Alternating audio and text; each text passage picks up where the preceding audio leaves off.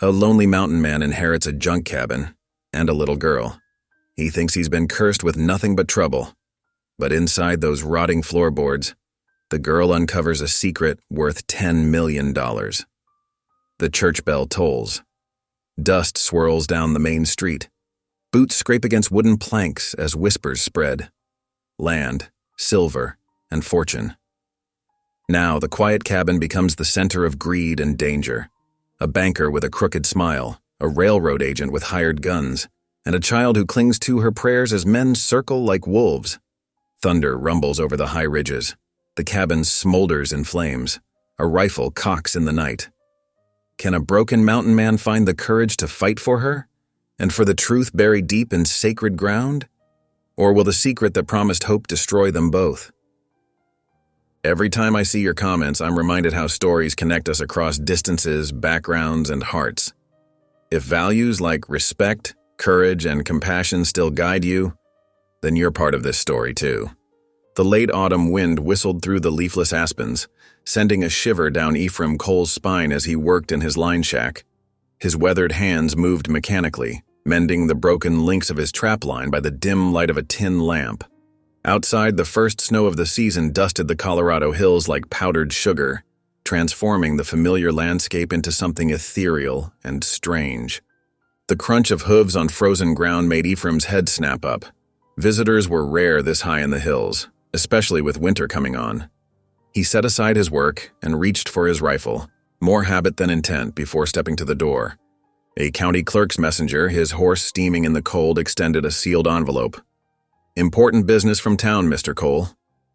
Ephraim took the letter with a grunt of acknowledgement, watching until the rider disappeared back down the trail. The paper felt heavy in his hands as he broke the seal. His eyes scanned the formal writing, and something inside him went still. His brother James was dead. The words blurred before him as memories rushed in.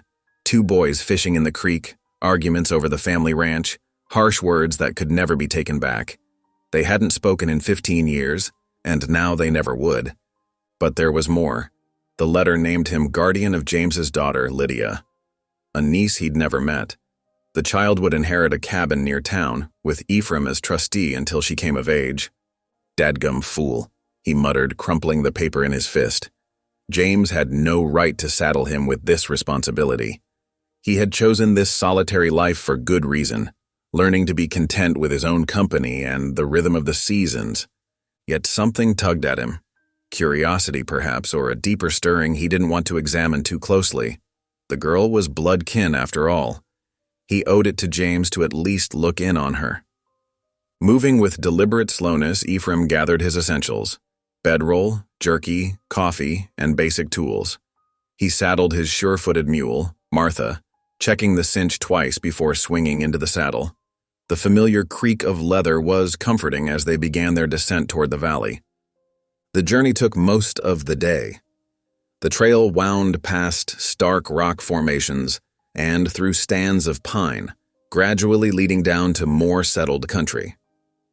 As the sun lowered toward the western peaks, Ephraim finally spotted the cabin mentioned in the letter. His heart sank. The place was barely standing. A sagging roof, warped boards, and a chimney that looked ready to collapse. What kind of inheritance was this? The clearing around it had gone wild, choked with knee-high grass and volunteer saplings. Movement caught his eye. There on the porch stood a small figure, still as a deer before flight.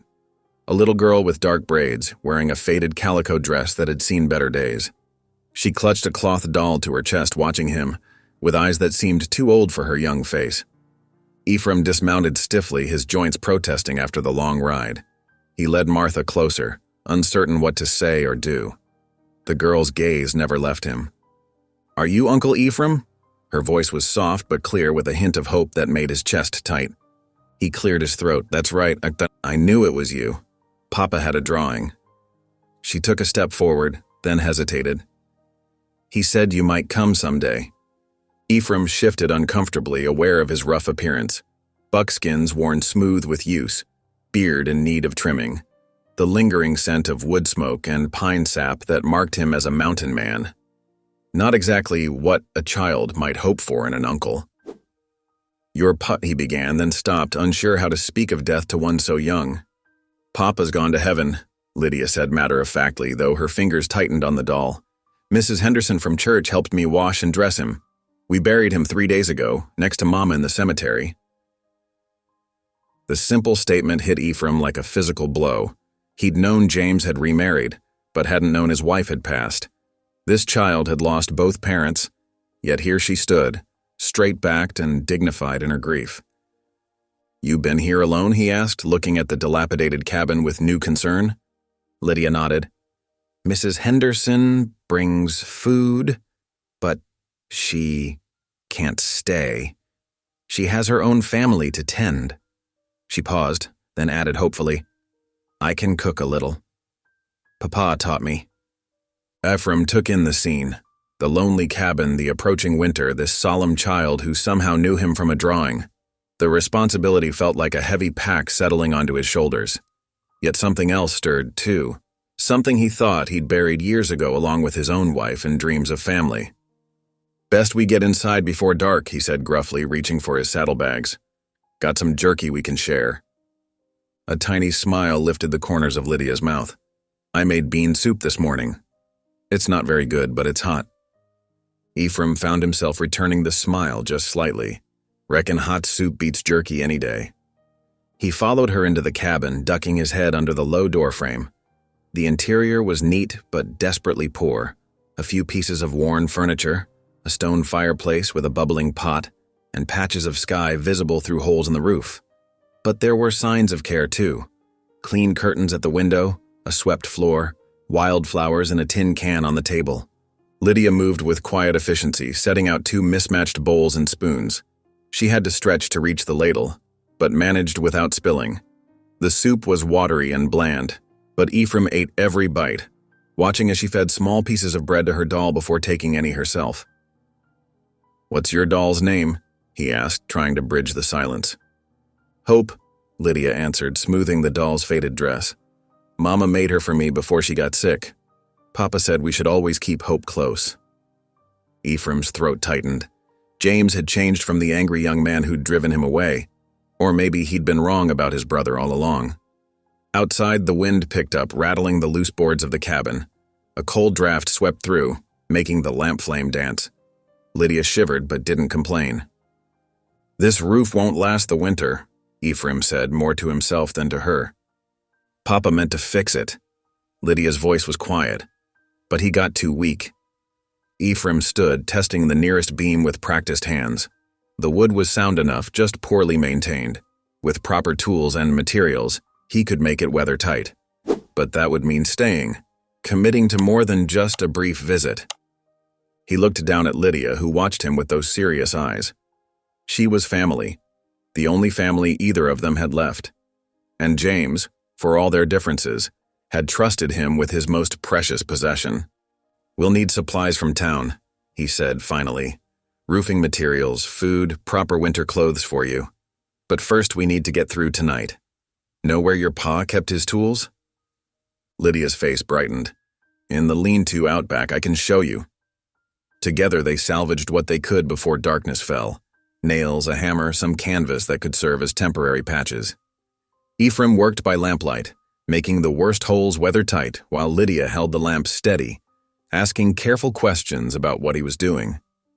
Later, as they sat by the fire, Ephraim noticed her fighting sleep, head nodding but determined to stay awake. "Best get some rest," he said. "Tomorrow will be a busy day." Lydia clutched her doll tighter. "Will you still be here when I wake up?" The question held echoes of too many losses, too much uncertainty for one so young. Ephraim felt something shift inside him, like spring ice breaking up after a long freeze. "I'll be here," he promised, and for the first time in years he meant to keep his word. The evening shadows lengthened as Ephraim and Lydia sat down to a simple supper at the worn wooden table. A pot of beans simmered on the hearth, and the smell of freshly baked cornbread filled the small cabin. The girl had insisted on cooking, though Ephraim noticed her having to stretch on tiptoe to reach the cooking implements. A cold draft whistled through gaps in the walls, making the lamp flame flutter. Above them, the roof creaked ominously with each gust of wind. Ephraim could see patches of darkening sky through holes in the ceiling, and the hearth smoked badly, sending occasional puffs back into the room. "Sorry about the smoke," Lydia said softly, serving him a bowl of beans. "Papa said the chimney needs cleaning, but—" Her voice trailed off as she set a piece of cornbread beside his bowl. Ephraim grunted in acknowledgement, watching as she carefully portioned out her own serving. Her movements were precise and practiced, like a miniature housewife. The thought made him uncomfortable. "This is good," he said gruffly, surprising himself by speaking. The beans were simple, but well-seasoned, and the cornbread was light and fresh. A small smile touched Lydia's face. "Mama taught me her recipe before she went to heaven. Papa said I make it almost as good as she did." The mention of James brought a familiar tightness to Ephraim's chest. He focused on his food instead, not knowing how to respond. The silence stretched between them, broken only by the pop of the fire and the occasional drip of water from the leaking roof.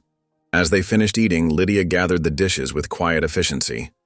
Ephraim found himself studying her as she worked.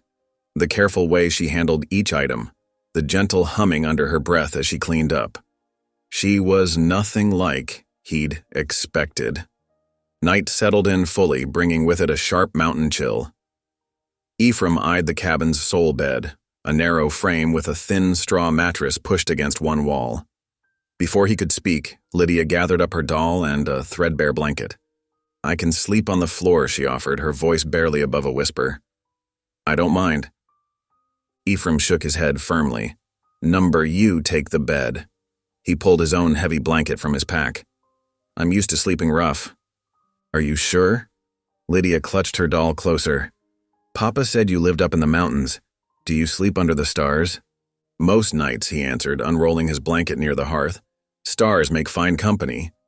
Lydia's eyes widened with interest, but she didn't press for more. Instead, she climbed onto the bed, tucking her doll in beside her. "Good night, Uncle Ephraim. Thank you for coming."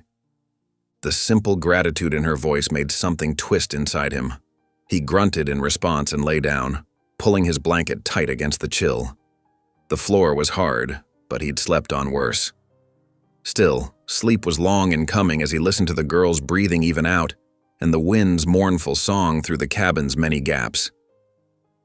Morning arrived with pale sunlight streaming through the holes in the roof. Ephraim woke to find Lydia already up, stoking the fire and mixing biscuit dough in a cracked bowl. She worked with quiet concentration, her small face serious in the early light. "There's coffee," she said, noticing him stir. "It's not very strong. We're almost out of beans." Ephraim sat up, his joints protesting the night on the hard floor. He accepted the tin cup she offered, sipping the weak brew while she shaped biscuits with practiced hands. Outside, a rooster crowed in the distance, and the morning light revealed the cabin's sorry state even more clearly than the night before. After a breakfast of hot biscuits, Ephraim set out to survey the property. The sight that greeted him was disheartening. The cabin's logs were rotting in several places, especially near the ground. Broken shutters hung askew from windows and the front steps sagged dangerously. Behind the cabin, a chicken coop lay in ruins, its wire mesh torn and posts fallen. He walked the perimeter slowly, noting each repair needed. The list grew longer with every step. How had James let things get so bad? The answer came unbidden. Illness had a way of making everything else fall aside. He'd seen it happen with Sarah, his own wife, before. Ephraim pushed the memory away, focusing instead on practical matters. The girl needed proper care, a real home. Perhaps there was an orphanage in the nearest town, or a church family willing to take her in. It would be better than trying to survive here with a broken-down cabin and a mountain man who barely remembered how to talk to people. He returned to find Lydia on her knees by the hearth, carefully sweeping ashes into a pan. She had tied back her hair with a faded ribbon and rolled up her sleeves, working with the serious dedication of someone much older. When she finished, she washed her hands and picked up some mending, one of his own shirts, he realized with surprise. Throughout the day, Ephraim watched as she moved through her tasks with quiet purpose. She hauled water from the well, though the bucket was almost too heavy for her. She hung washing on a line strung between two pines, standing on tiptoe to reach. Everything she did was marked by careful attention and a gentle touch that spoke of love for the work itself. As evening approached, Ephraim noticed his shirt laying neatly folded on the table. Picking it up, He examined the tear he'd gotten from a stubborn pine branch. The mending was neat and even, the stitches small and regular. He couldn't remember the last time anyone had done such a thing for him. Supper that night was simple again. More beans, the last of the cornbread. But before eating, Lydia folded her hands and bowed her head. Her clear voice filled the cabin with words that struck him like physical blows. "Dear Lord, thank you for sending Uncle Ephraim to us. Please help him find happiness here and make his heart glad again. And please help me be good enough to stay with him. Amen." Ephraim sat frozen, the words echoing in his mind. How had she known about his unhappiness? What made her think she needed to be good enough to stay? The simple faith in her prayer, the trust it revealed, unsettled him deeply. The lamp burned low as they finished their meal in silence. Ephraim found himself stealing glances at his niece, seeing her in a new light. She wasn't the burden he'd expected, not a helpless child needing constant care, but a small, capable person with her own strength and grace.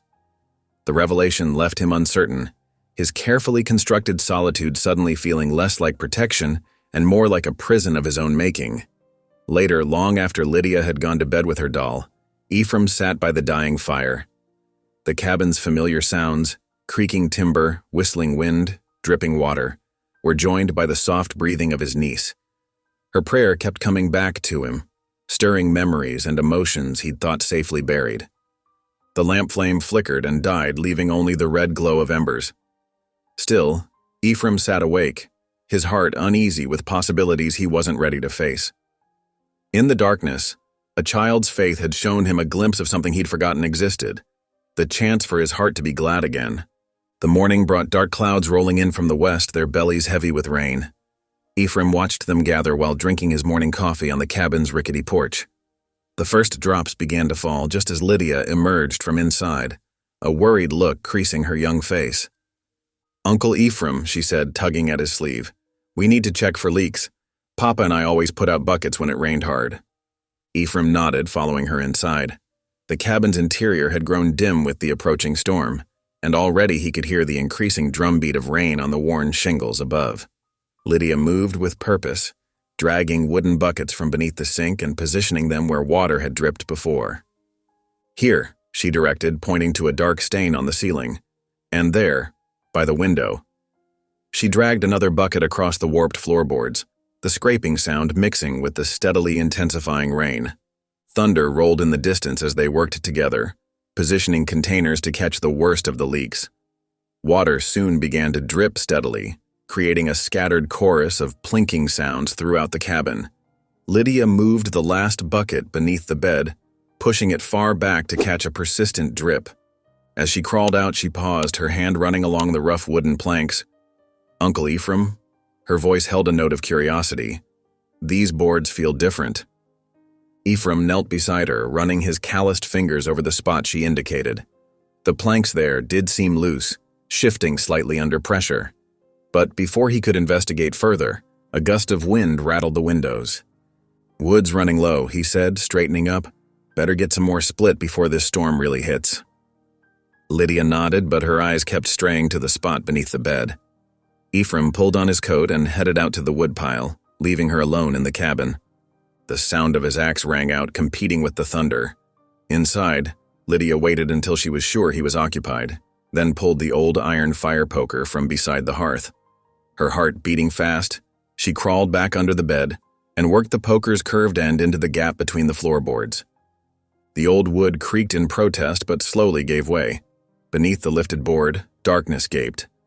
Lydia reached into the space with trembling fingers and felt something solid. A chest, small but heavy, bound with metal straps. "Uncle Ephraim," she called out, her voice shrill with excitement. "Uncle Ephraim, come quick!" The axe fell silent. Moments later, Ephraim's boots thundered across the porch. He burst through the door, water dripping from his coat. "What's wrong?" "Look what I found." Lydia pointed beneath the bed where the chest sat partially revealed by the lifted floorboard. Ephraim's expression shifted from concern to surprise as he knelt to examine the discovery. With careful hands, he lifted the chest free of its hiding place and set it on the table.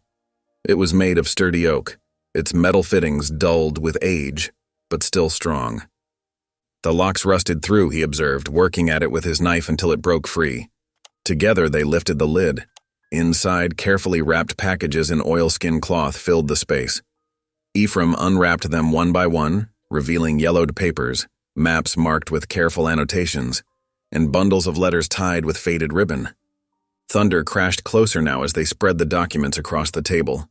Lydia held up one of the maps, its corners cracking with age. "Look at all the marks Papa made." Ephraim took the map, his eyes narrowing as he studied it. "These are survey markers," he said slowly. "And these notes here." He reached for one of the letters, comparing it to the map. "Your pa was corresponding with a railroad engineer about these mountain properties, and as they read through more of the papers, the story became clear. James Cole had quietly acquired rights to significant mountain acreage, land that held promising silver deposits. The railroad's planned route would pass near these claims, making them incredibly valuable. $10 million, Ephraim muttered, reading from one of the more recent letters. That's what they're estimating, once the railroad pushes through. Lydia's eyes grew wide. $10 million? She could barely comprehend such a sum. Is that a lot? More than a lot. Ephraim's voice was grim. More trouble than it's worth, likely as not. But Lydia wasn't listening to his warnings. Her face had taken on a dreamy expression as she touched the papers reverently. "Maybe this is why Papa kept it secret," she whispered. "Maybe he wanted to surprise us, so we could have a real home." Ephraim looked at her sharply, caught by the hope in her voice. The word "we" hung in the air between them, heavy with meaning. Outside, the storm raged on. But inside the cabin, a different kind of thunder was rolling through Ephraim's thoughts. With careful movements, he gathered the papers and wrapped them back in their oilskin covering. "Best keep this quiet for now," he said, securing the packages. "Your pa must have had his reasons for hiding it away." Lydia nodded solemnly, though her eyes still shone with excitement. She helped him return the chest to its hiding place, watching as he fitted the floorboard back into position and slid the bed over it once more. The rain continued to fall as evening approached, drumming steadily on the roof. Lydia moved about the cabin, checking the buckets and humming softly to herself. But Ephraim sat silent by the fire, his thoughts troubled. $10 million, the number kept repeating in his mind. Such wealth would draw attention, the wrong kind of attention. Men had died for far less in these mountains, and now this fortune lay hidden beneath the floorboards of a broken-down cabin, its secret known only to a weathered mountain man and a 9-year-old girl. Ephraim watched Lydia as she prepared their simple supper, her movements light with suppressed joy. She had already begun to dream of what such wealth could mean. A real home, comfort, security. But all he could see were the shadows such riches might draw to their door. The buckets continued to catch the rain, their steady dripping a counterpoint to his troubled thoughts. Outside, the storm showed no sign of letting up, much like the storm of consequences Ephraim could feel building on their horizon. Dawn broke cold and gray over the Colorado hills. Ephraim stood on the cabin's porch, studying the muddy track that wound down toward town. The previous day's rain had turned the dirt road into a treacherous mess of ruts and puddles. Still, they needed supplies. The cabin's stores were running low, and the leaky roof demanded attention. "Lydia?" he called through the open door. "Get your coat, we're heading to town." Inside, Lydia looked up from where she was sweeping the hearth. Her face brightened at the prospect of an adventure. "Yes, Uncle Ephraim." She quickly set aside the broom and retrieved her worn coat from its peg. Ephraim had already hitched up his old mule, Jenny, to the small wagon. The beast stood patient in the mud, steam rising from her flanks in the chilly morning air. Lydia climbed up onto the wagon seat, her small hands gripping the wooden edge as Ephraim settled beside her. "Hold tight," he warned, clicking his tongue at Jenny. "Road's mighty treacherous after all that rain." The wagon lurched forward, wheels immediately sinking into the mud. Jenny strained against the traces, her muscles bunching as she pulled them through the worst spots. The going was slow, each mile a battle against the rutted track. Lydia didn't seem to mind the pace. Her eyes were wide, taking in everything. The way sunlight filtered through the pines, the occasional flash of a deer vanishing into the brush, the distant peaks still dusted with early snow. She hummed softly, some hymn tune Ephraim half remembered from years ago. Hours passed before the first buildings of town came into view. The settlement wasn't much. A single muddy street lined with false-fronted buildings, most weathered gray with age. The general store sat at the far end, its windows displaying rolls of fabric and stacks of tin goods. Ephraim pulled Jenny to a halt in front of the store. "Stay close," he reminded Lydia as he helped her down from the wagon. The girl nodded, keeping near as they entered the store, its bell jingling above the door. Inside, the air was heavy with the mingled scents of coffee, leather, and tobacco. Ephraim moved purposefully through the aisles, gathering what they needed: nails for the roof, flour for baking, a new tin of coffee. Lydia trailed behind, occasionally touching things with wondering fingers: bright calico prints, glass candy jars, a display of ribbon spools. The store's quiet was broken by the entrance of another customer. Mr. Silas Kincaid, the town banker, stood framed in the doorway, his black suit a stark contrast to the rustic surroundings, his sharp eyes fixed immediately on Ephraim and Lydia. "Well now," Kincaid said, his voice smooth as cream, "if it isn't James Cole's brother, my condolences on your loss." He moved closer, boots clicking on the wooden floor. "I trust you're finding the inheritance satisfactory." Ephraim grunted, not looking up from the box of nails he was examining. "It's a roof over our heads." "Indeed." Kincaid's gaze shifted to Lydia, who instinctively stepped closer to Ephraim. "Though I imagine there might be more to it than that. James was always particular about his paperwork." "Don't recall that being any of your business," Ephraim said flatly, placing the nails on the counter. Kincaid's smile didn't waver, but something cold flickered in his eyes. "Everything in this town is my business, Mr. Cole, especially when it concerns valuable property." He tipped his hat. "Good day to you both." The banker's exit left an uncomfortable silence in the store. Ephraim quickly paid for their supplies, aware of how Lydia's small hand had crept into his. Outside, the street had grown busier with the advancing day. Ephraim loaded their purchases into the wagon, then led Lydia toward the blacksmith's shop. The roof nails would need some adjusting before they'd serve their purpose. As they waited for the blacksmith to finish his work, Ephraim became aware of the whispers. Groups of men gathered outside the saloon, their conversation dropping to murmurs as they glanced his way. Some word was spreading through town, carried on currents of speculation and greed. A man Ephraim didn't recognize approached them outside the smithy. He wore an expensive Eastern suit that looked out of place in the muddy street, and his smile reminded Ephraim of a coyote eyeing a rabbit. "Mr. Cole?" The man extended his hand. "Horace Burroughs, representing the Denver and Rio Grande Railroad Company. Might I have a word?" Ephraim ignored the offered hand. "Nothing to discuss." Burroughs' smile tightened. "Oh, I think there is, particularly regarding certain paperwork that might have come into your possession. Valuable documents can be problematic if they fall into the wrong hands. They have a way of getting misplaced." The threat in his words was clear as mountain air. Ephraim felt Lydia press against his side, her fingers gripping his coat. "Best you move along," Ephraim said quietly, his hand dropping to rest near his belt. Burroughs raised his hands in mock surrender, but his eyes were hard. "Just offering friendly advice, Mr. Cole. We'll speak again soon." He turned and walked away, his boots leaving precise prints in the mud. The sun was sinking toward the peaks by the time they started the long journey home. Jenny plodded steadily through the rutted track, her head bobbing with each step. The wagon creaked and swayed, its new supplies shifting under the tarp Ephraim had tied down. Lydia sat quietly beside him, lost in thought. As the shadows lengthened across their path, she finally spoke, her voice small against the gathering dusk. "Uncle Ephraim?" She twisted the edge of her coat between her fingers. "Those men in town, are they bad men?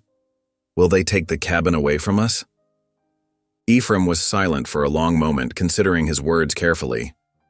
The truth was, he didn't know what men like Kincaid and Burroughs might do. He'd seen enough of the world to know how greed could twist people, drive them to desperate acts. But looking down at Lydia's worried face, he knew what she needed to hear. "No one's taking anything from you," he said firmly. "I promise you that."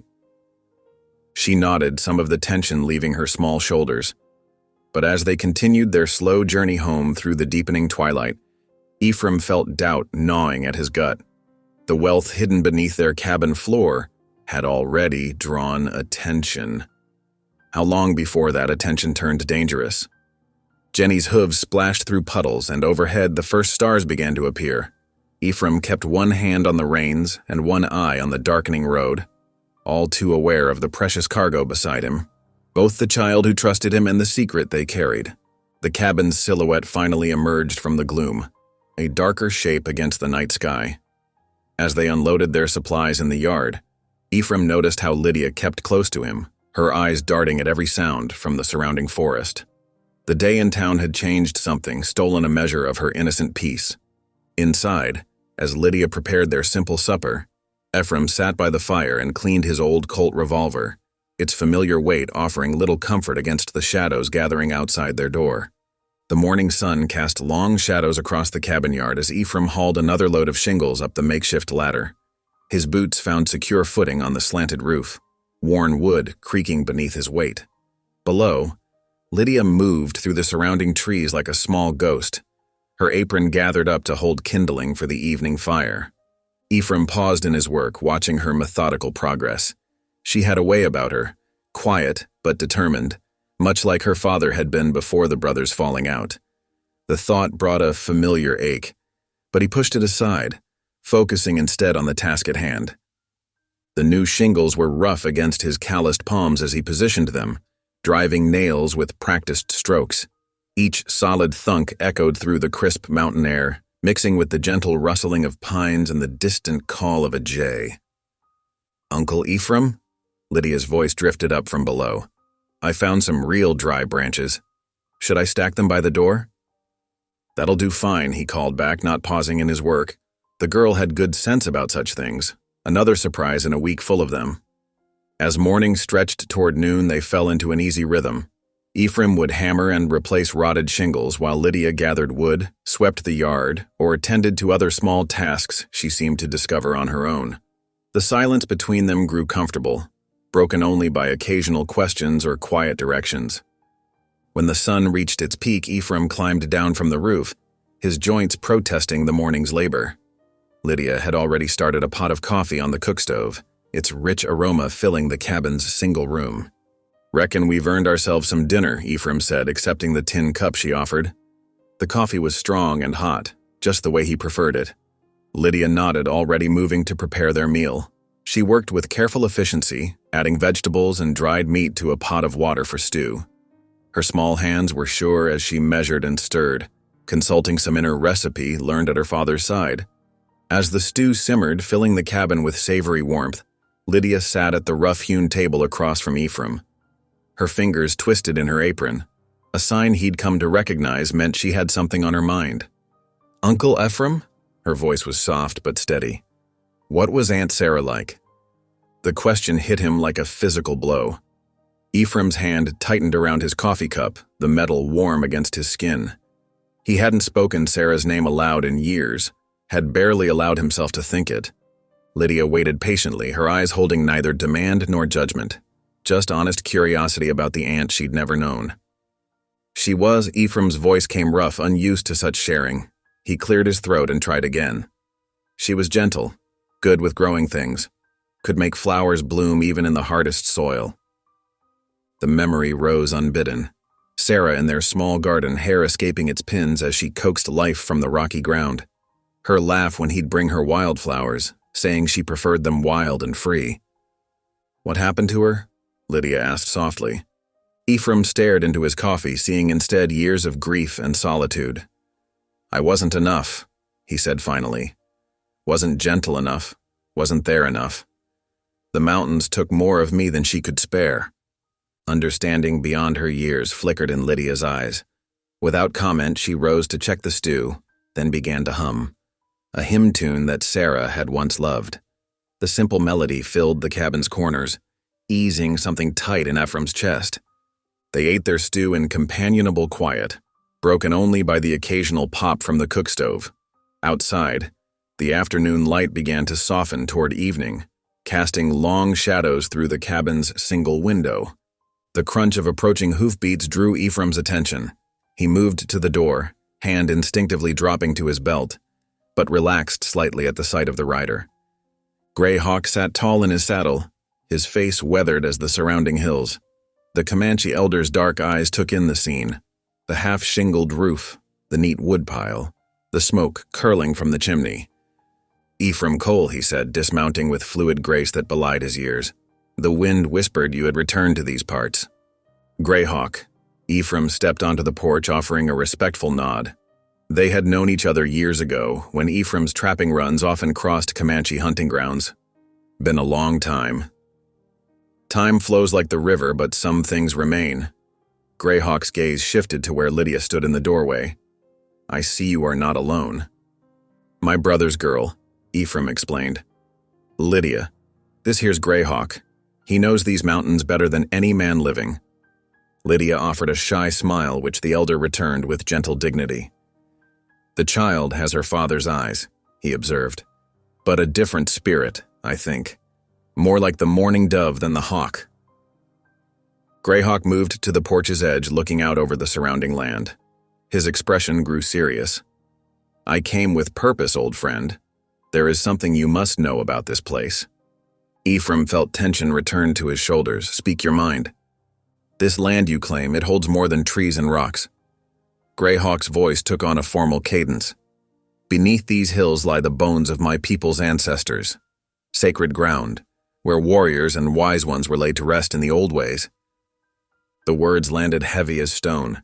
Ephraim thought of the deeds hidden beneath the floorboards, the mineral rights that could bring such wealth and such trouble. "The white man's paper may say one thing," Greyhawk continued, "but the dead remember. They do not rest easy when their sleep is disturbed." He turned to face Ephraim fully. "Riches can blind men, make them forget what truly matters. I have seen it before." Lydia had moved closer during this exchange, her small hand finding Ephraim's. He could feel her trembling slightly, though whether from fear or something else, he couldn't tell.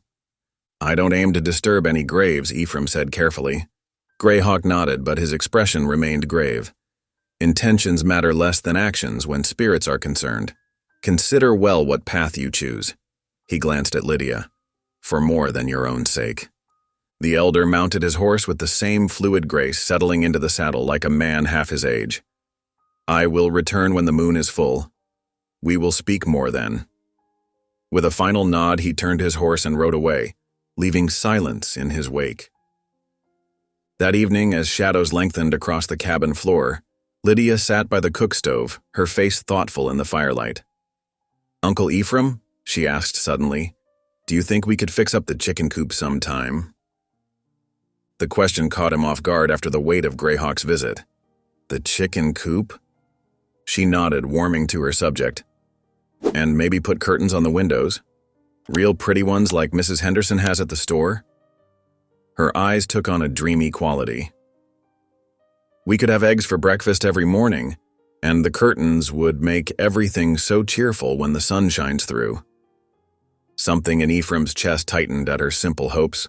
This child who had lost so much still dreamed of curtains and chickens, of making a home in this broken-down cabin. "We'll see," he said gruffly, not wanting to encourage or discourage such dreams. But Lydia seemed satisfied with that answer, returning to her mending with a small smile playing at her lips. The fire crackled in the stove, throwing warm light across the cabin's weathered walls. Outside, a whippoorwill began its evening song, while overhead, the first stars emerged in the darkening sky. Ephraim sat in his chair, watching Lydia work and thinking about sacred ground, about spirits and choices, about the weight of responsibility that seemed to grow heavier with each passing day. The days stretched like honey dripping from a comb, sweet and slow. Morning fog gave way to clear afternoons as Ephraim and Lydia fell into an easy rhythm of work. Each sunrise brought new tasks, but together they steadily transformed the weathered cabin into something resembling a home. Ephraim's calloused hands shaped fresh pine boards into sturdy shutters, while Lydia held them steady. The sharp scent of sawdust filled the air as he worked, punctuated by the steady rhythm of his saw. When he lifted the completed shutters into place, Lydia beamed with pride as though she'd built them herself. "They're perfect, Uncle Ephraim," she declared, running her small fingers along the smooth wood. "Now the wind won't whistle so fierce at night." The walls came next. Ephraim showed Lydia how to mix clay and straw for chinking, her face scrunching in concentration as she worked the mixture between her palms. Together, they packed it into the gaps between logs, sealing out drafts that had plagued the cabin for too long. "Like this?" Lydia asked, carefully pressing the mud mixture into a crack. "That's right," Ephraim nodded, watching her determined efforts. "Got to pack it tight, so it holds through winter." Behind the cabin, they cleared a patch for a garden. Ephraim's muscles burned as he turned the rocky soil, uprooting stubborn weeds and breaking apart hard clumps. Lydia followed behind, picking out stones and piling them along the border. Her excitement about spring planting was infectious, though winter's grip hadn't yet loosened. "We can grow beans here," she said, pointing to one corner. "And maybe some squash over there. Papa always said squash likes room to spread its vines." Ephraim found himself nodding, drawn into her plans despite his usual practical nature. The thought of fresh vegetables after years of salt pork and beans held its own appeal. As they worked side by side, something shifted between them. Lydia's quiet humming became as familiar as birdsong, her small presence filling spaces in the cabin Ephraim hadn't known were empty. She anticipated his needs, having hot coffee ready when he came in from morning chores. He found himself watching the sun's position, making sure she didn't work too long in the cold. When Sunday morning dawned clear and bright, Lydia appeared at breakfast wearing her best dress, her hair neatly braided. "Church starts at 10 o'clock, she announced, setting a plate of biscuits on the table. "Mrs. Henderson told me last time we were in town." Ephraim froze with his coffee cup halfway to his lips. "Church?" "Mm-hmm." Lydia's tone was casual, but her eyes held a hopeful gleam. "I heard the singing last time we rode past. It sounded real nice." Ephraim set his cup down slowly. He hadn't stepped foot in a church since Sarah's funeral, hadn't wanted to face the pitying looks or well-meaning consolations. The thought of it now made his chest tight. "Don't reckon I'd be much welcome there," he muttered. Lydia's face fell slightly, but she rallied. "Pastor Matthews welcomes everybody. Mrs. Henderson said so. And..." She hesitated, then continued softly, "I've been praying we could go together." Those simple words struck deeper than any argument could have. Ephraim looked at his niece's hopeful face and felt his resistance crumbling. "Suppose we could ride in," he said gruffly. "Just this once." The smile that lit Lydia's face was worth the discomfort churning in his gut. She practically bounced as they saddled up, her excitement carrying them down the trail toward town. The little white church sat on a gentle rise, its spire reaching toward the crystal blue sky. Horses and wagons clustered around it like faithful sheep around a shepherd. As Ephraim helped Lydia down from the mule, the bell began to toll, its clear notes rolling across the valley. Inside, light streamed through simple glass windows, catching dust motes in golden beams. Wooden pews stretched in neat rows, already filling with townspeople in their Sunday best.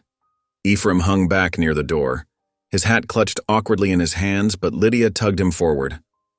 "The children sit up front for the singing," she whispered, pointing to where other young ones gathered. Ephraim nodded, releasing her hand and retreating to stand at the back. From here he could watch without being too noticeable. The organ wheezed to life, and soon the small church filled with the sound of familiar hymns. Ephraim hadn't realized how deeply those old songs were buried in his memory, until he heard Lydia's clear voice rising with the other children. "Amazing Grace" floated up to the rafters, followed by, "What a friend we have in Jesus." Something stirred in Ephraim's chest as he watched Lydia sing. Her face glowed with simple joy, reminding him of another who had loved these songs. Sarah had sung them while working in their garden, her voice carrying on the mountain air. The memory brought an ache, but not the sharp pain it once had. Pastor Matthews stepped to the pulpit, his weathered face kind as he surveyed his congregation. His sermon text came from the Book of Ruth, speaking of broken families made whole again through faith and love. The word seemed to strike directly at Ephraim's heart. "God's plan often works through loss and grief," the pastor said, his voice carrying to the back of the church. "When we think all hope is gone, he brings restoration. Through the love of family, even unexpected family, he binds up our wounds and makes us whole again." Ephraim shifted uncomfortably, feeling the words echo in places long closed off. He glanced at Lydia, sitting straight and attentive in the front pew. This child had entered his life uninvited, unwanted at first. Yet somehow she had begun to heal what he thought would stay broken forever. After the final hymn, people filed out into the sunshine. Many nodded greeting to Ephraim, their faces showing surprise but welcome at his presence. Mrs. Henderson stopped to compliment Lydia's neat appearance while her husband spoke of good hunting up the valley. Their kindness felt genuine, though Ephraim caught undertones in other conversations, whispered words about deeds and claims. Lydia appeared at his side, practically glowing. "Wasn't it wonderful, Uncle Ephraim? Did you hear how pretty everyone sang together?" "Heard you loudest of all," he said, managing a small smile at her enthusiasm. They mounted up for the ride home, the sun warm on their backs despite the crisp autumn air.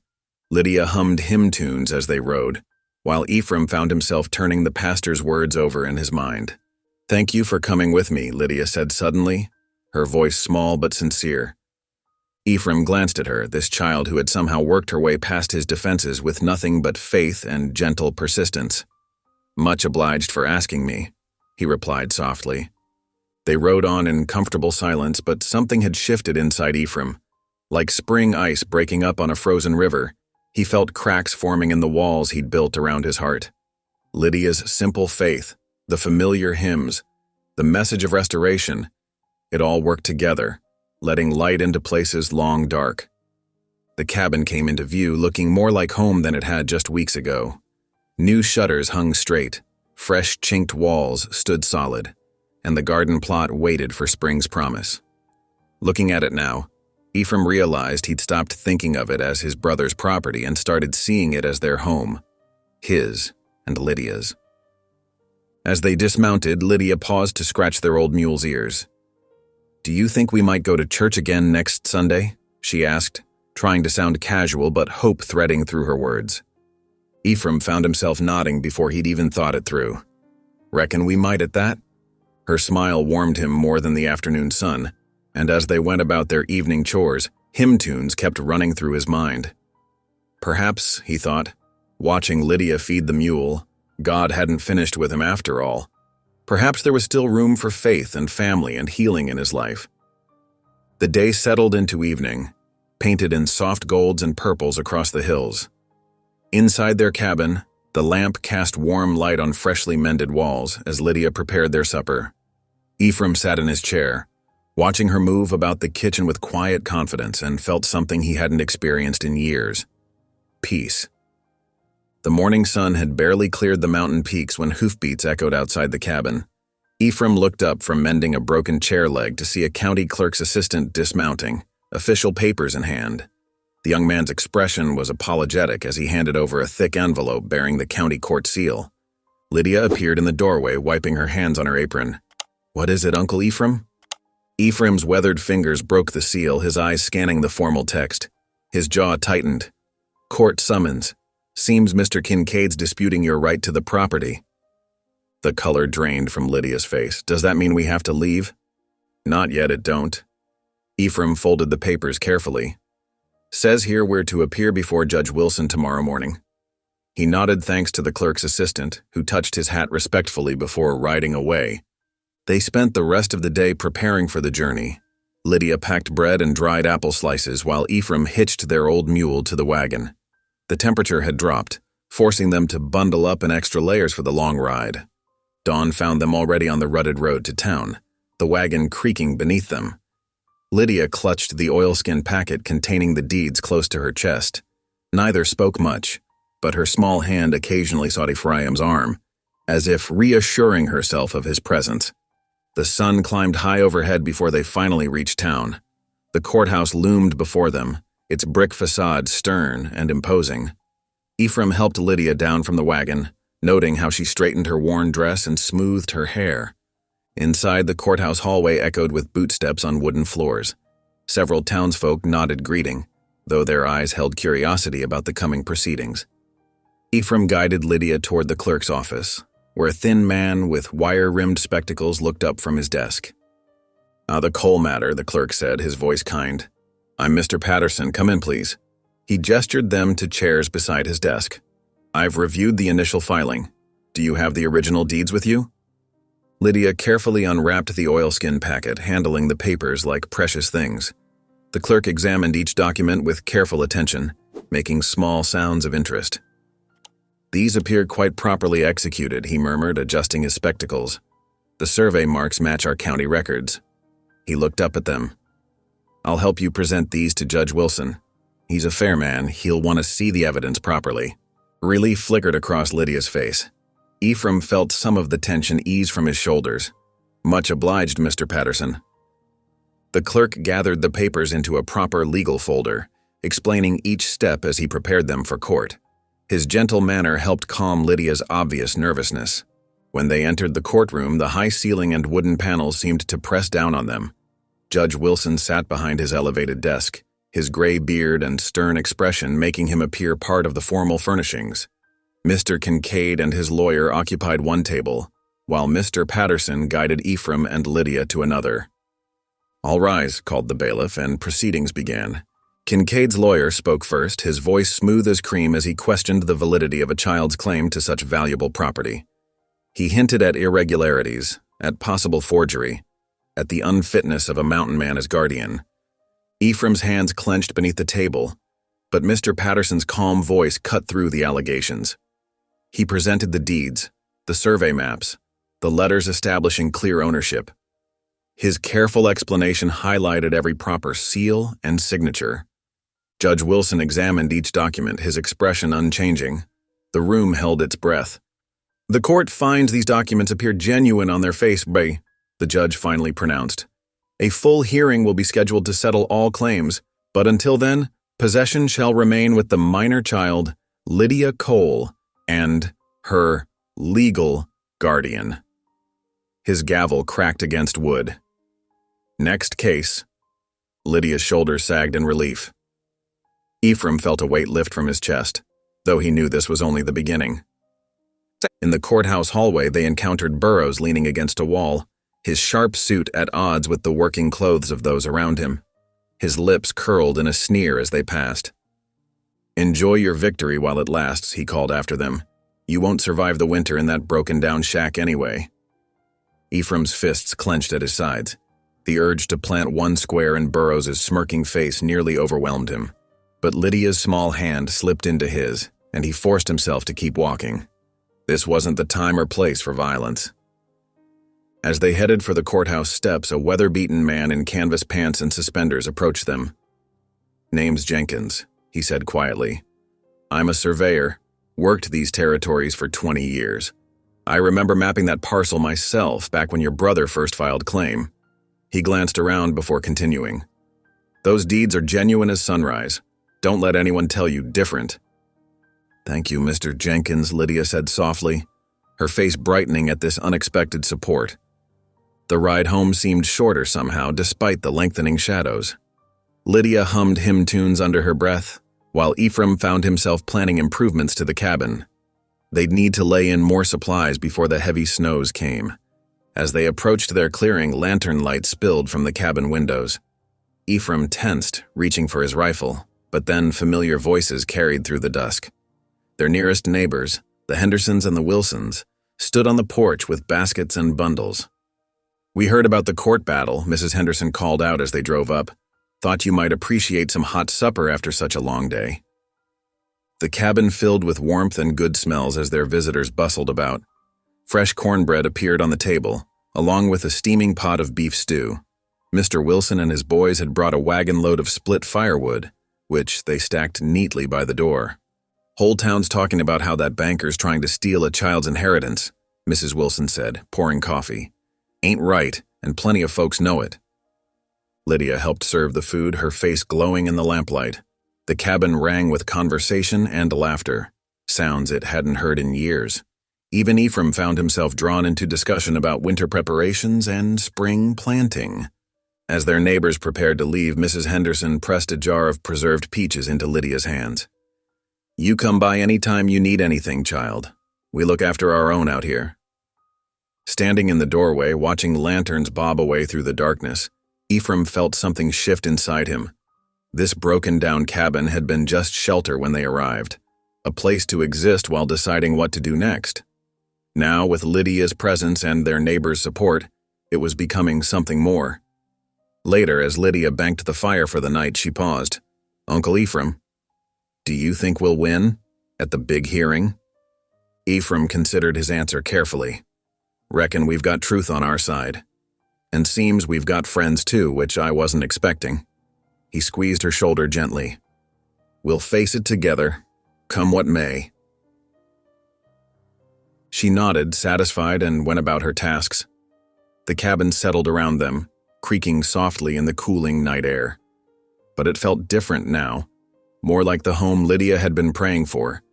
Not just walls and a roof, but a place where hope could grow, where community could gather, where two wounded souls could begin to heal.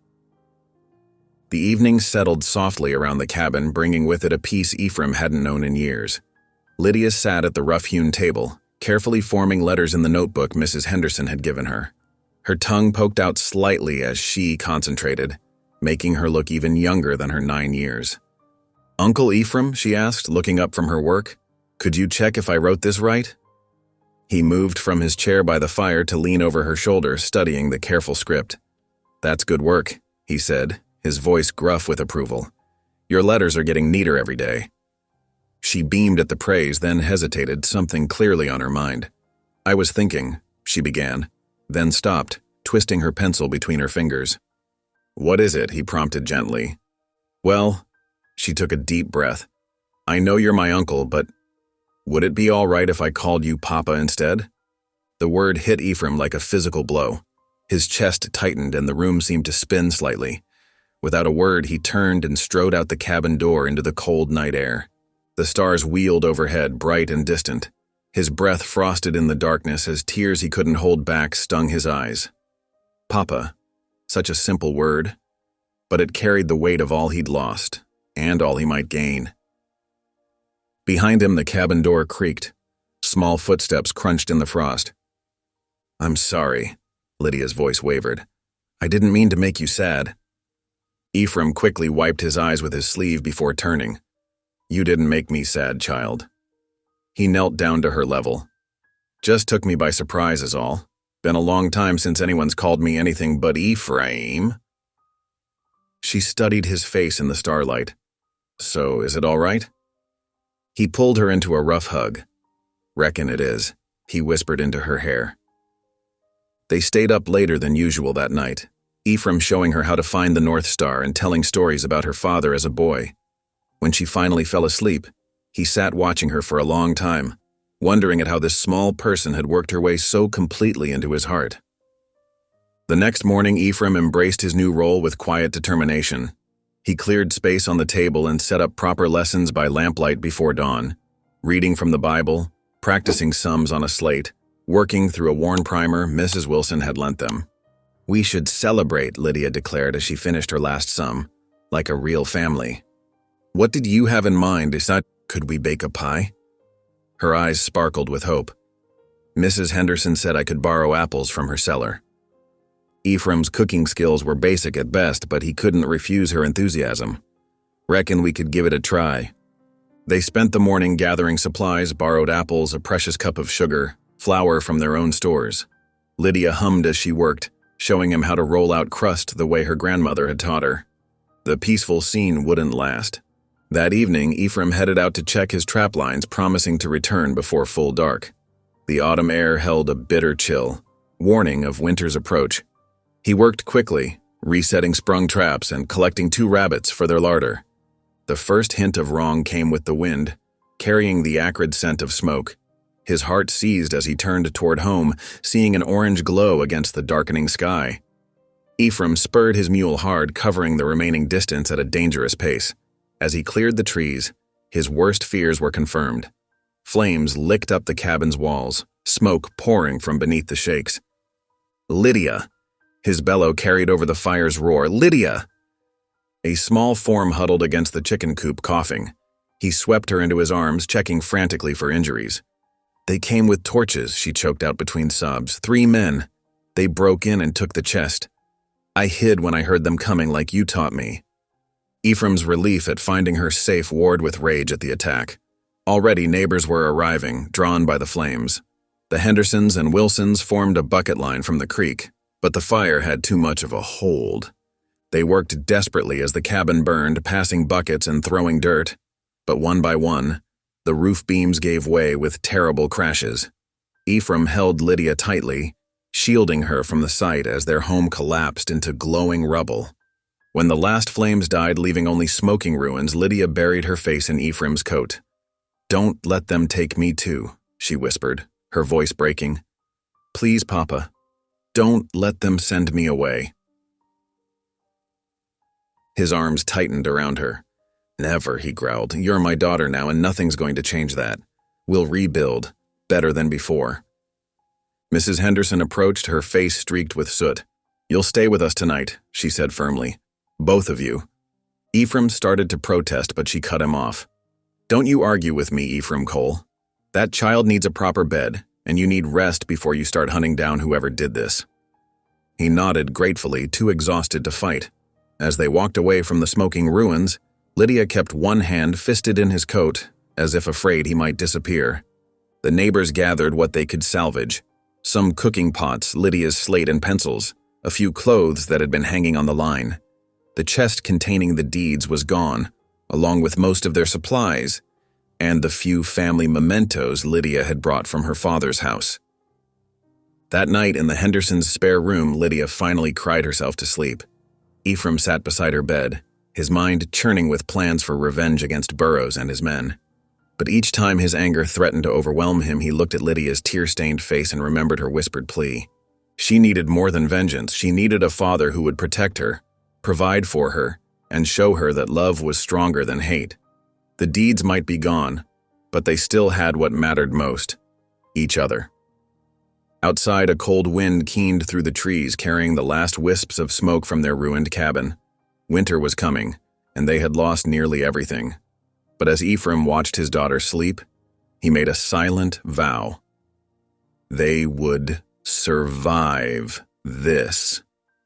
They would rebuild. And somehow, some way, they would find justice. Mrs. Henderson's quiet voice came from the doorway. "There's coffee in the kitchen," she said softly, "and the men are gathering to talk about what needs doing next." Ephraim nodded, taking one last look at Lydia before following her downstairs. Already, he could hear voices in the kitchen, neighbors planning how to help, discussing materials and labor needed for rebuilding. Their support wrapped around him like a warm blanket, easing some of the cold fury in his heart. They had lost their home, but they had gained something too, the knowledge that they weren't alone in this fight. Whatever Burroughs planned next, he would find himself facing not just one determined mountain man, but an entire community ready to stand together against his schemes. The Henderson family's barn offered temporary refuge, though the hayloft was a far cry from even their humble cabin. Ephraim spread quilts over fresh straw, creating a makeshift bed for Lydia. The child hadn't complained once, even managing a smile when Mrs. Henderson brought up hot soup and cornbread. "We'll make do," Ephraim said, tucking the blankets around her. "Just for a spell till we sort things proper." Lydia nodded bravely, though her eyes were distant. "Papa, what if we can't prove the land was mine? Without the papers?" "Don't you fret about that now." He smoothed her hair back. "Those deeds belong to us, and I aim to get them back." Dawn brought a steady stream of neighbors, each offering what they could spare: blankets, food, tools. The community's generosity touched something deep in Ephraim's wounded heart. He'd forgotten what it meant to belong somewhere, to have folks stand with you. Mid-morning, Greyhawk appeared at the barn door. The Comanche elder's weathered face was grave as he gestured for Ephraim to follow him outside. "The railroad men," Greyhawk said once they were alone, "they are not clever in their ways. They follow the old canyon trail, thinking themselves hidden." He pointed toward the distant cliffs. "There is a camp there where the Winter Creek runs shallow. They believe none know of it." Ephraim's hands tightened into fists. "You've seen them?" 3 nights ago, they carry papers, speak of deals and money." Greyhawk's dark eyes met his. "But be warned, brother. They are desperate men. They will not give up what they have stolen without blood." "I ain't afraid of blood," Ephraim growled. "No, Greyhawk touched his arm. But perhaps you should be. The child needs a living father more than she needs vengeance. The wisdom in those words cooled some of Ephraim's rage. He nodded slowly. I hear you, friend. But those papers are all she has left of her father's legacy. I got to try. Then go with care. Watch first, act second. Greyhawk pressed something into his hand, a small leather pouch. Medicines if you need them. And this? He handed over a worn bone knife. It was my father's. The blade remembers the way home. Ephraim tucked both items carefully into his coat. Much obliged.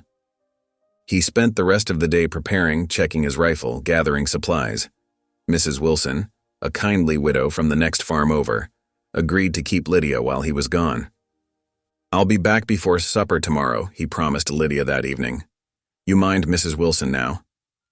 I will. She hugged him tight. Be careful, Papa. He set out before first light, frost crunching under his boots. The canyon trail was treacherous in places, requiring careful navigation. By mid-morning, he'd found signs of recent passage, cigarette butts, fresh horse droppings, broken branches. The day stretched long as he followed the trail, moving cautiously to avoid being spotted. But when he finally located the hidden camp, he found only cold ashes and discarded tin cans. The men had moved on, taking the precious deeds with them. Frustrated but determined, Ephraim turned back. The sun was setting as he approached the Wilson farm, painting the sky in shades of purple and gold. Something felt wrong before he even reached the house. The yard was too quiet, the kitchen door standing open. Lydia? His call echoed in the empty rooms. Mrs. Wilson? He found the widow in her root cellar, bound and gagged, but otherwise unharmed. His hands shook as he untied her. 3 men, she gasped as soon as she could speak. They came just after noon. I tried to stop them, but they had guns. They took Lydia. The world tilted sideways. Ephraim had to grip the cellar wall to stay upright. Which way? North, toward the old mining road.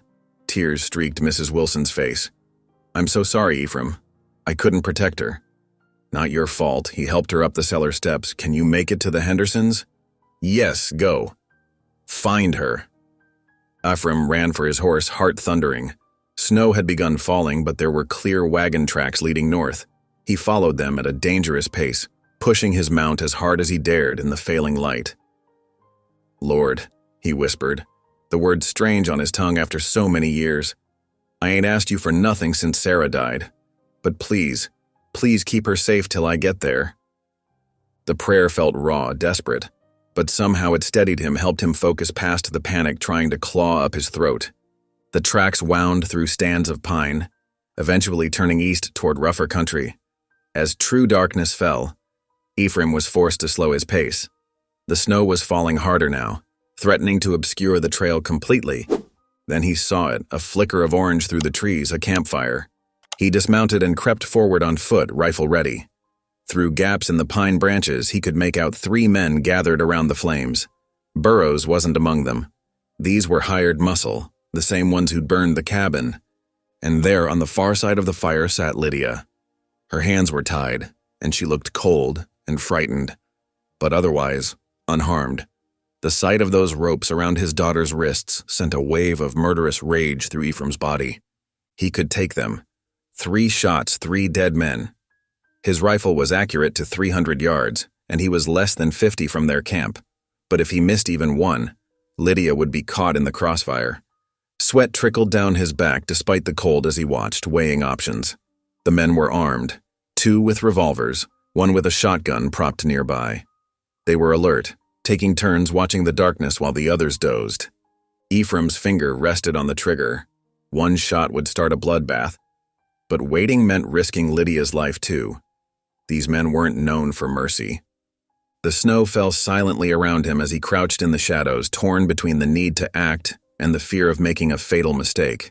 Everything he'd gained, everything he'd come to love, balanced on the edge of a knife. For the second time that night, he found himself praying, not for himself, but for wisdom, for a way to bring his daughter home safely. Through the swirling snow, Lydia's face glowed in the firelight. She wasn't crying or cowering. Instead, her lips moved silently. And with a jolt, Ephraim realized she was praying too. Even now, her faith didn't waver. He touched the bone knife Greyhawk had given him, remembering the elder's words. Watch first, act second. The blade remembers the way home. Ephraim settled deeper into his hiding spot, forcing his breathing to slow. He would wait and watch, and when the moment came, because it would come, he would be ready. His daughter's life depended on it. The night pressed in cold and heavy around Ephraim as he inched closer to the camp. His boots made soft impressions in the fresh snow, each step carefully placed. The bone knife from Greyhawk rode against his ribs, a constant reminder to move with patience rather than rage. 20 yards from the fire now, 15. The guards had grown sluggish with cold, huddling closer to the flames. Lydia remained awake, her small form hunched against a pine trunk. Even from here, Ephraim could see her lips moving in silent prayer. 10 yards.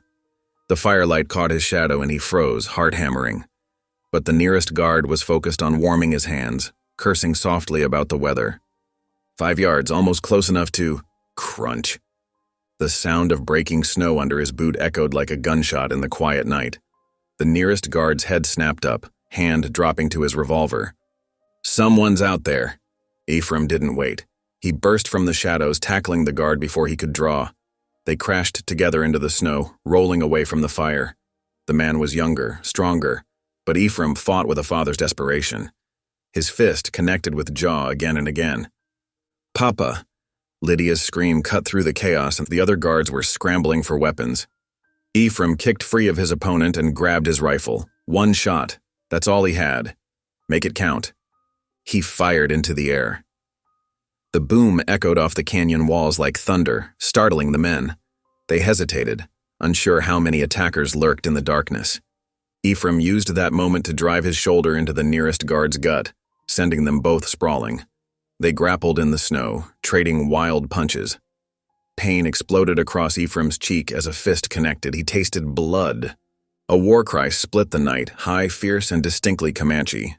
Greyhawk appeared like a spirit from the shadows, 2 young braves at his side. They moved with fluid grace, disarming the third guard before he could bring his shotgun to bear. The odds had shifted. The girl, Greyhawk shouted, "Get her!" Ephraim scrambled through the snow toward Lydia. His fingers, numb with cold, fumbled with the ropes binding her hands. She pressed against him, shaking. "I knew you'd come," she whispered. "I kept praying you'd come." "Always," he promised hoarsely. "I'll always come for you." A horse's wild whinny cut through the night. Ephraim looked up to see Burroughs himself emerging from a tent, already mounted. The railroad man's face was twisted with fury as he spurred his horse into motion. "Stop him!" Ephraim shouted, but Burroughs was already disappearing into the darkness, the precious deeds no doubt secured in his saddlebags. One of the young braves raised a bow, but Greyhawk called out in Comanche, staying his hand. Later, Ephraim would be grateful for that wisdom. A dead railroad agent would only bring more trouble. The fight drained from the remaining guards once they saw their employer flee. Greyhawk's braves bound them efficiently with their own rope. "The law can deal with these ones," Greyhawk said, studying the trio of dejected faces. "Better than blood." Ephraim nodded, though part of him still burned for revenge. He gathered Lydia closer, feeling her trembling slowly ease. "How did you know?" he asked Greyhawk. The elder's weathered face creased in a slight smile. "The land speaks to those who listen, and these men," he gestured at the guards, "they are not quiet travelers." "We're much obliged," Ephraim said formally. "All of us." Greyhawk inclined his head. "The child has a good spirit. It would be wrong to let darkness claim it." He touched Lydia's hair gently. "You are brave, little one, like the meadowlark who sings through storm." Lydia managed a shaky smile. "Thank you for helping my papa." The long ride back to town was grueling. The snow fell steadily now, and Lydia was exhausted. Ephraim wrapped her in his coat, cradling her against his chest as they rode double. The guards followed on foot, prodded along by Greyhawk's braves. Dawn was breaking as they reached the outskirts of town. Word of their approach spread quickly. Doors opened, spilling lamplight into the gray morning. Faces appeared at windows. By the time they reached the main street, a crowd had gathered. Mrs. Wilson pushed through first, tears streaming down her face as she saw Lydia safe. Thank the Lord. Oh, thank the Lord. Others pressed close, offering blankets, hot coffee, words of support, and congratulation. Ephraim was moved by their genuine concern. These weren't just neighbors anymore. They were becoming family. The sheriff took charge of the prisoners, locking them in the jail after hearing Greyhawk's account. But his expression was grave when he pulled Ephraim aside. We'll hold them for kidnapping, sure enough, he said quietly. But without those deeds, the court battle ain't over. Burroughs will claim you can't prove ownership. I know. Ephraim's jaw tightened, but we ain't giving up. Papa? Lydia's small voice drew his attention. She stood nearby, wrapped in a borrowed quilt, face pale, but determined. God will send somebody honest, someone who knows the truth. We just have to keep praying. Ephraim drew her close, pressing a kiss to her forehead. Her simple faith still amazed him. How it had survived loss and terror and betrayal. Maybe she was right. Maybe prayer was the answer now, when human strength had reached its limit. We'll find a way, he promised her softly, together. The sun climbed higher, painting the snow-covered streets in shades of pearl and gold. Ephraim was bone-weary, but his heart felt oddly light. They had lost this battle for the deeds, but they had won something far more precious. Proof that love was stronger than greed, that faith could overcome fear. He watched as the townspeople fussed over Lydia, bringing her hot chocolate and fresh biscuits. Greyhawk and his braves had melted away with the dawn, but their help would not be forgotten. Even without the papers, even without legal proof, Ephraim knew they weren't alone anymore. The truth would find its way to light. Until then, they had each other. They had hope. And sometimes, that was enough to keep fighting. The Miller family's cabin felt warm and welcoming, but Ephraim couldn't rest. He paced the wooden floor in the deep hours of night, boots silent on the rough planks. Sarah Miller had insisted they stay after the kidnapping, declaring no one should be alone after such an ordeal. Her husband Tom had agreed, making space in their modest home without hesitation. A whimper from the corner caught his attention. Lydia thrashed beneath her borrowed quilt, face pinched with fear even in sleep.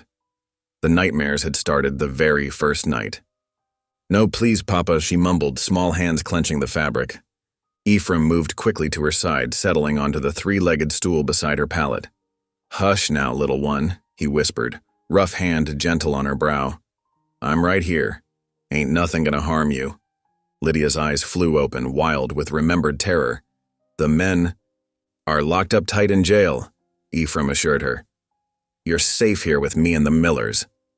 She clutched his sleeve, breathing hard. I dreamed they came back, that they took me away again, and I couldn't find you. That ain't never happening. Ephraim's voice was firm. I made you a promise, remember? I'll always come for you. Sarah Miller appeared in her nightdress, holding a cup of warm milk with honey. She'd grown used to these midnight vigils. Here, child. This will help you sleep. Lydia accepted the cup with trembling hands. Yeah, thank you, Mrs. Miller. Call me Sarah, dear. We're family now. The word family settled something in Ephraim's chest. These good people had taken them in without question, sharing what little they had. Tom worked the livery stable. Sarah took in mending. They weren't wealthy, but their hearts were rich with kindness. When Lydia finally drifted back to sleep, Sarah touched Ephraim's shoulder. There's word from town, she murmured. Burroughs has been seen meeting with strange men carrying papers. Folks say he means to present forged documents to the court. Ephraim's jaw tightened. Reckon that don't surprise me none. Tom heard tell of some old survey maps gone missing from the county office. Might be worth looking into. The next morning, Ephraim rode into town alone. The courthouse records room was dusty but well organized. The clerk, a thin man named Jenkins, watched nervously as Ephraim combed through leather-bound volumes. Those railway fellows been through here too, Jenkins offered quietly, looking mighty interested in certain papers. Ephraim nodded, turning pages carefully. Hours passed as he searched until finally, there. A notation about original survey maps from 10 years back, signed by one Marcus Whitaker. The same surveyor who'd spoken to them after the court hearing. He found Whitaker at the surveyor's office, bent over drafting tables covered with maps. The man looked up, recognition and worry crossing his face. "Mr. Cole, I heard about what happened to your girl. Terrible business." "Need your help, Mr. Whitaker." Ephraim kept his voice low. "Found records showing you surveyed that land years back. Original maps are missing now." Whitaker's hands trembled slightly as he set down his compass. "Dangerous thing you're asking, Mr. Cole. Railroad has long arms."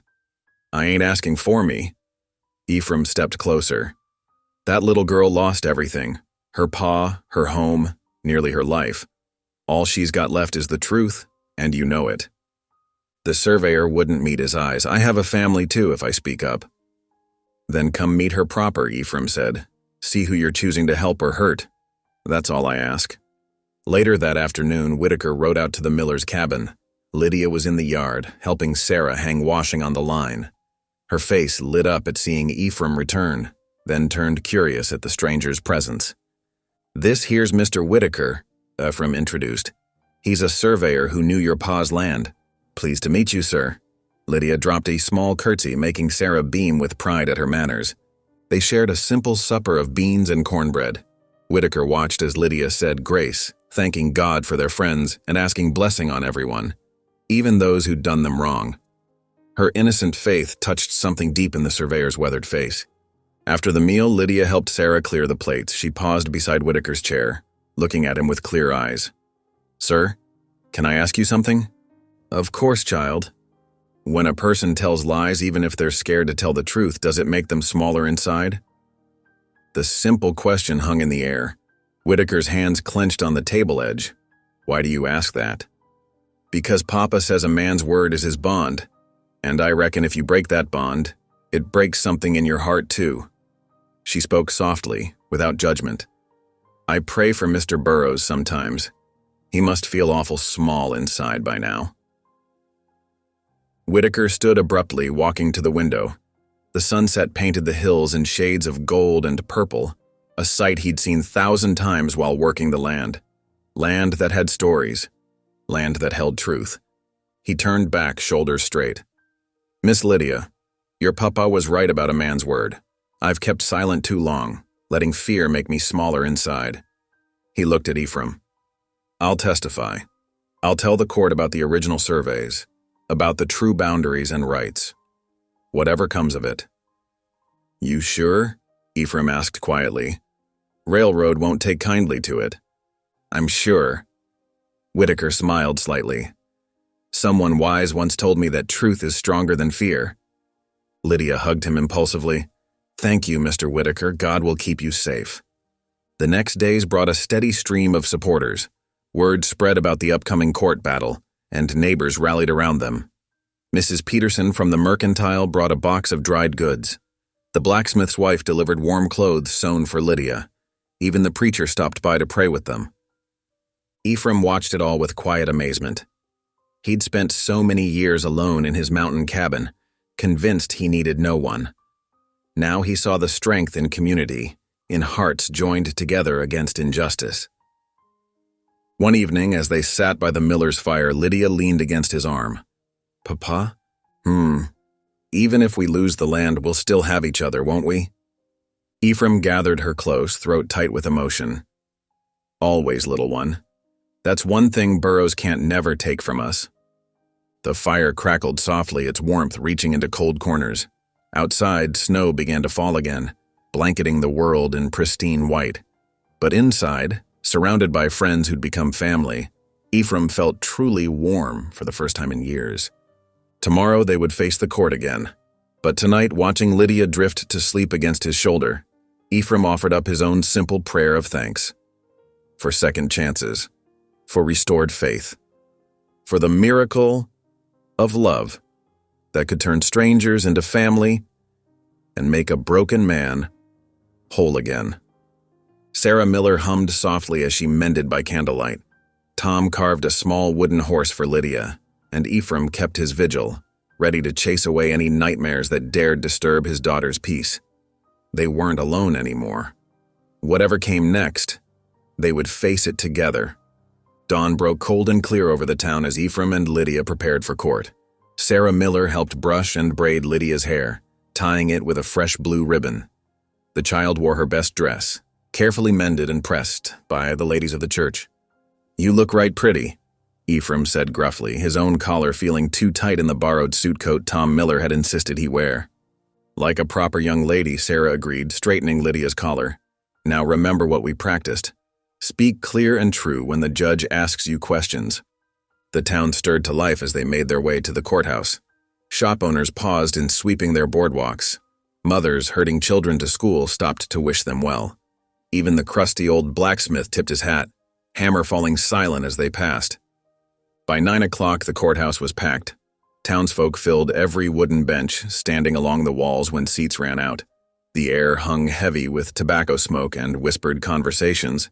Ephraim kept Lydia close as they made their way to the front where their lawyer, Mr. Patterson, waited with a reassuring nod.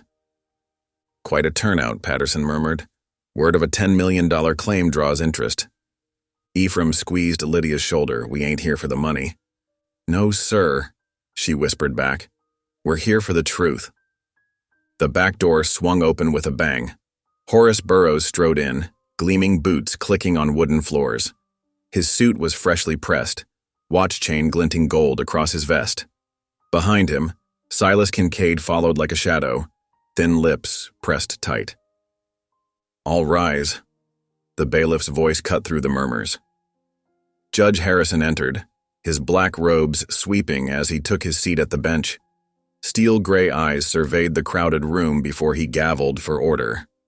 "Case number 473, the clerk announced, regarding land claims and mineral rights of the deceased James Cole, contested between legal heir Lydia Cole and the Western Pacific Railroad Company." The morning crawled by as lawyers presented their cases. Patterson spoke of family legacy, rightful inheritance, and sacred trust. Burroughs' attorney waved stacks of documents, claiming prior agreements and railroad right-of-way contracts. Lydia sat straight-backed through it all, small hands folded in her lap. Only Ephraim noticed how they trembled. Finally, Burroughs himself took the stand, producing deeds with a flourish. "As you can see, Your Honor, these papers clearly show the land was promised to the railroad by James Cole himself." His smile didn't reach his eyes. "The child's claim is unfortunate, but legally irrelevant." Patterson rose slowly. "And when were these documents signed, Mr. Burroughs?" "Last spring, April 15th, to be precise." "Interesting." Patterson's voice stayed mild. "Since Mr. Cole was bedridden with fever that entire month, according to doctor's records, must have been mighty difficult for him to sign anything." A ripple of whispers swept the courtroom. Burroughs' face tightened. "I call Marcus Whitaker to the stand." The surveyor walked forward, shoulders squared despite his obvious nervousness. After being sworn in, he cleared his throat. "Mr. Whitaker," Patterson began, "you surveyed this land some years ago." "Yes, sir, 10 years back when James Cole first filed his claim." "And the original survey maps?" "Should be in county records." Whitaker's voice strengthened. "Though someone removed them recently. But I remember every inch of that land. Drew it myself, including the mineral deposits and burial grounds." "Burial grounds?" The judge leaned forward. "Yes, Your Honor, sacred Comanche ground. James Cole knew about them. Promised to protect them. It's why he never developed that section, despite the silver veins there." Burroughs shot to his feet. "Objection, this is hearsay or—" "Overruled." Judge Harrison's gavel cracked. "Continue, Mr. Whitaker." The surveyor pulled out weathered papers from his coat. "These are my personal copies of the original surveys, Your Honor. My signature and official seal, dated 10 years ago. They match the descriptions in Lydia Cole's deeds exactly." Kincaid's face had gone ashen. Burroughs' attorney shuffled papers frantically. "Furthermore," Whitaker continued, "I can testify that the signatures on Mr. Burroughs' documents are forgeries. I've seen James Cole's hand on dozens of official papers. These aren't his marks." The courtroom erupted. The judge hammered for order as Burroughs sputtered denials. Through it all, Lydia sat still as stone, her small face lifted toward heaven in silent prayer. When quiet finally returned, Judge Harrison studied the papers before him for long minutes. The whole room seemed to hold its breath. "Having reviewed all evidence," he began, "this court finds the following. The land claim and mineral rights of the deceased James Cole are hereby confirmed as the legal property of his heir, Lydia Cole, with her uncle Ephraim Cole as guardian until she reaches majority. Joy exploded through the courthouse. Lydia burst into tears, throwing herself into Ephraim's arms. He held her tight, his own eyes wet as neighbors crowded around with congratulations. Furthermore, the judge continued, voice cutting through the celebration, I am ordering an investigation into Mr. Burrows and the Western Pacific Railroad Company for attempted fraud and forgery. Bailiff, please detain. But Burrows was already shoving through the crowd toward the door. 2 deputies moved to block his path. In his haste to escape, he knocked Lydia aside. She stumbled, caught herself on a bench. You can't do this, he shouted as the deputies seized his arms. Do you know who I represent? The railroad won't stand for... The railroad, Judge Harrison said coldly, will distance itself from criminal behavior, I expect. Take him away. Kincaid had already slipped out during the commotion, but Ephraim barely noticed, focused on checking Lydia for injuries. I'm all right, Papa, she assured him, straightening her ribbon. God answered our prayers. Townsfolk surrounded them with handshakes and hugs. The preacher offered a prayer of thanksgiving. Even the judge came down to congratulate them personally. Your father was a good man, he told Lydia. He'd be proud to see you standing up for what's right. Later that evening, they sat in the miller's parlor by lamplight. The celebration had finally quieted, leaving them alone with their thoughts. Lydia curled in Ephraim's lap, drowsy but content. Papa, she murmured. Yes, little one? What Mr. Greyhawk said about the burial grounds, we need to protect them, don't we? Ephraim stroked her hair, remembering the old Comanche's warning. That we do. Riches mean nothing if we forget justice. She nodded solemnly. Could we mark it somehow so people know it's sacred? We'll talk to Greyhawk, Ephraim promised. Do it proper with respect. The land's yours now. Means you got responsibility to care for all of it, even the parts we can't see. Like the people sleeping there. Just so. He hugged her closer. Your pa understood that. Reckon that's why he trusted you with this inheritance. Knew you'd have the heart to honor both the living and the dead. Lydia yawned, snuggling deeper into his arms. We'll build our new house on the other part, she decided, where it won't disturb anyone, and maybe we could plant flowers on the sacred ground to show it's cherished. That's a fine idea. Ephraim's voice was rough with pride. We'll do it right every step of the way. The lamp flickered low as Lydia drifted to sleep. Outside, an owl called softly in the gathering dark. Ephraim held his daughter, marveling at how this small soul had taught him to see beyond mere ownership to the deeper meaning of inheritance, not just land and silver, but responsibility, respect, and love. Justice had been served in court today, but the truest victory was in a child's understanding that wealth meant nothing without honor, and that the richest inheritance was the wisdom to protect what was sacred. Dawn painted the eastern sky in gentle rose and gold as Ephraim hitched the wagon. Frost sparkled on dry grass, and their breath made clouds in the crisp morning air. Lydia emerged from the miller's house wrapped in a borrowed shawl, carrying a bundle of fresh-cut cedar boughs. Ready, Papa? She climbed up beside him, arranging her skirts carefully. Ephraim nodded, clicking to the horses. They rolled past the town's edge where Greyhawk waited astride his paint pony, dignified in his beaded buckskins. The old Comanche raised a hand in greeting. The morning is good, he said simply, falling in beside them. They traveled in respectful silence as the sun climbed higher. The wagon wheels creaked over frozen ruts, and meadowlarks called from fence posts. After an hour, they turned onto the disputed land. Lydia's land now, Ephraim reminded himself. His brother's land before that. And before any Cole had claimed it, sacred ground to the people. Greyhawk guided them to a gentle rise crowned with ancient cottonwoods. Their bare branches reached toward the cloudless sky like gnarled fingers. Here and there, small stone cairns marked the earth. This is the place, Greyhawk said softly. Here sleep the grandfathers of my grandfathers. They climbed down from the wagon. Lydia clutched her cedar boughs close, suddenly solemn. The morning wind whispered through the cottonwoods, stirring dead leaves. What should we do first, she whispered. Greyhawk smiled gently. First we honor those who watch us, then we mark their resting place so others will know it is holy ground. He produced a small leather pouch from his shirt. Taking a pinch of something, tobacco mixed with herbs, he turned slowly to each direction, offering it to the wind with quiet words in Comanche. Ephraim removed his hat, and Lydia bowed her head. When the old man finished his ceremony, he nodded to Lydia. Now we may begin. She stepped forward with her cedar branches. Greyhawk showed her how to weave them into a simple wreath, explaining how cedar was sacred to both their peoples, a symbol of protection and eternal life.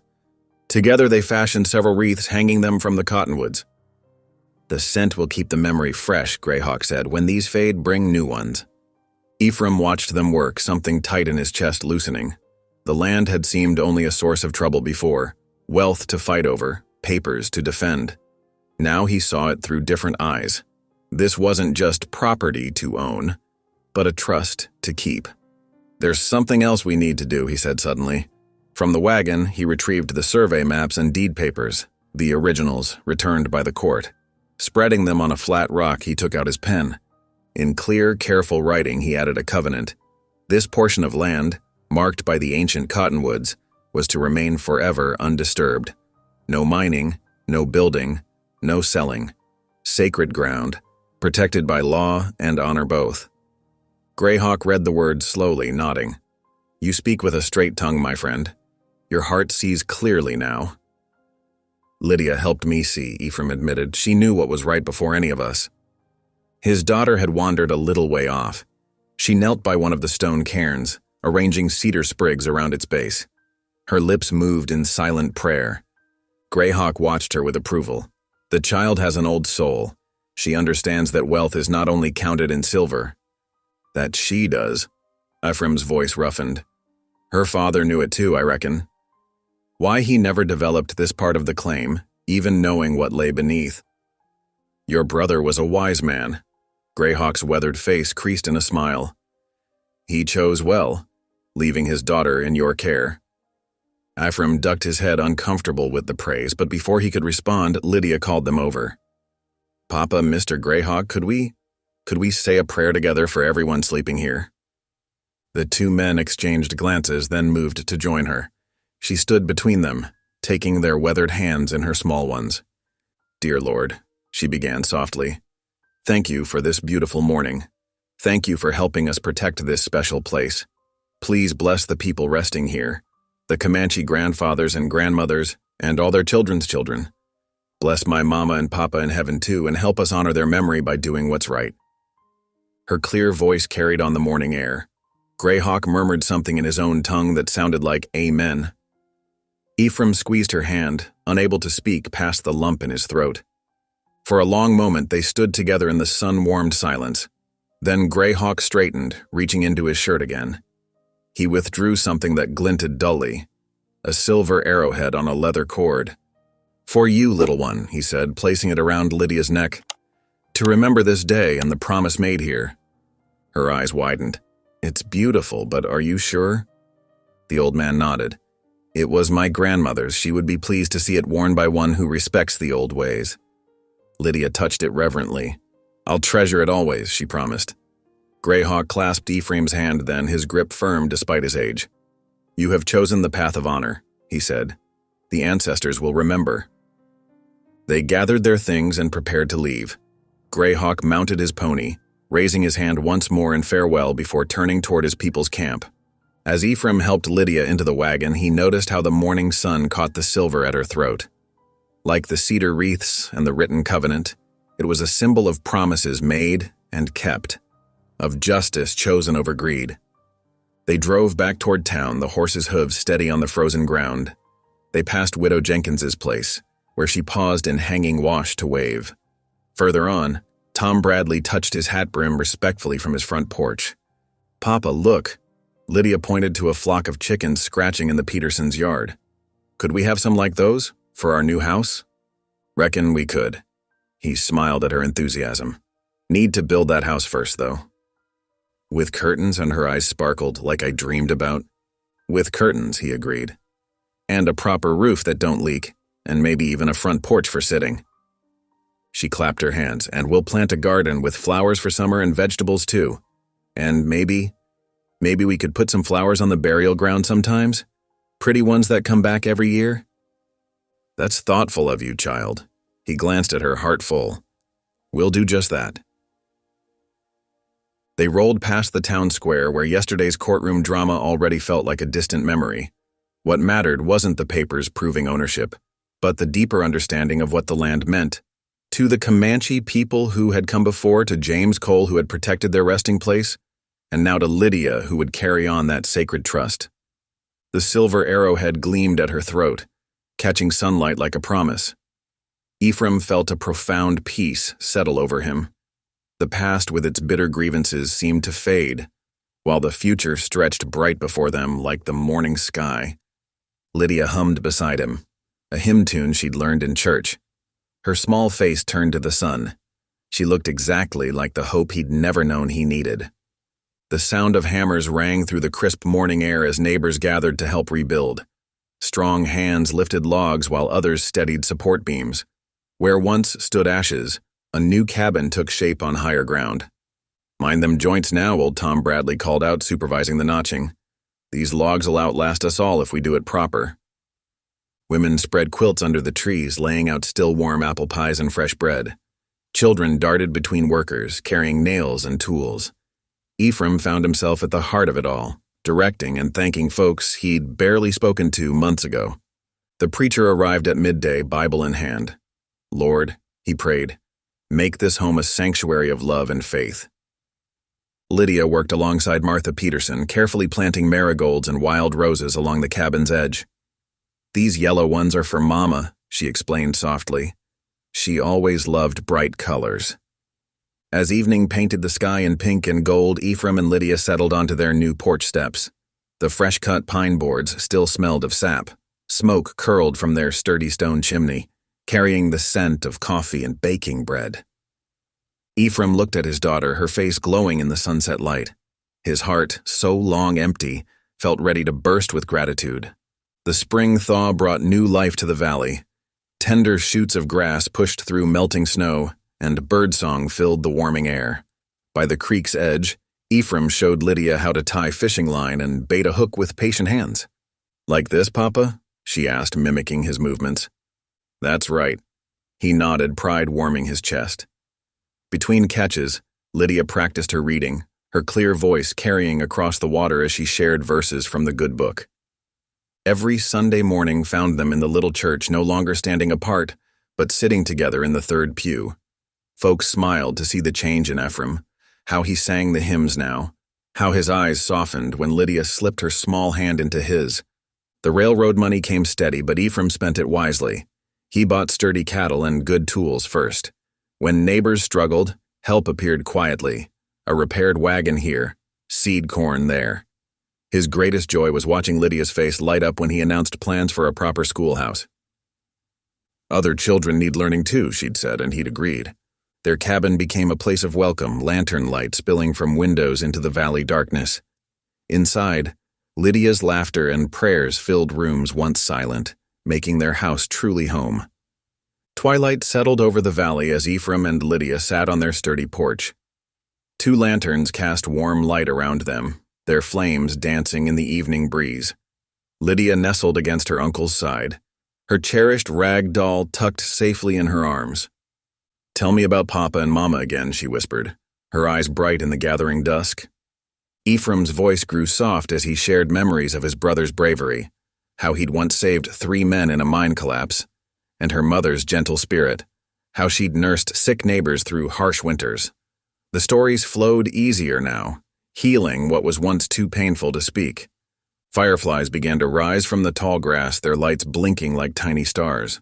The sweet scent of summer roses drifted up from Lydia's garden, mixing with distant wood smoke from neighboring cabins.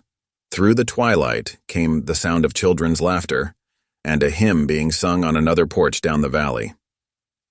Lydia looked up at Ephraim, her face serious in the lantern light. "Papa," she asked softly, "are we happy now?" Ephraim gazed at their home.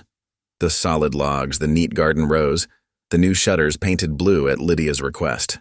He thought of the community that had embraced them, the faith that had returned to his heart, and the love that had healed his lonely soul. "More than I ever dreamed," he answered truthfully. Together they bowed their heads in the gathering darkness. Lydia's clear voice led their prayer, thanking God for turning their sorrow to joy, their ashes to beauty. Thank you for listening. Stories connect us in the most unexpected ways. If you felt that spark today, make sure you're subscribed. I share a new one daily, and the next might change your day.